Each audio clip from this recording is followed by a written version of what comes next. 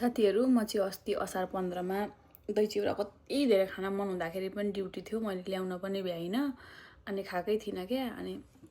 आज चाहिँ म माट गएको थिएँ अनि त्यसपछि कोला ल्याएँ चिउरा ल्याएँ दही ल्याएँ अनि त्यसपछि यस्तो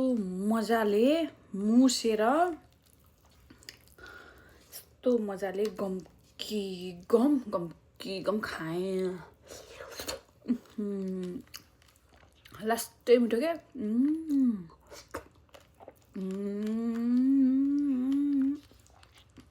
एकदमै मिठो क्या एकदमै मिठो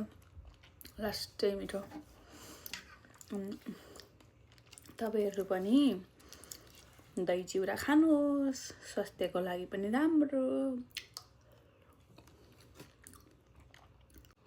उहिले हामी अब घरमा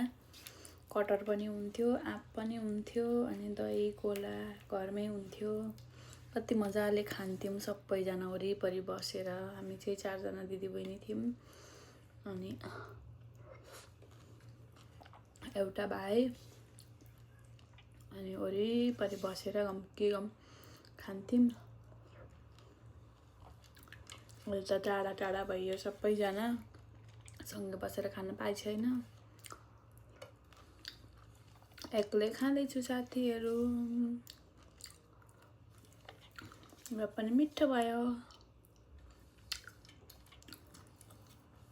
थ्यांक्स फर वाचिङ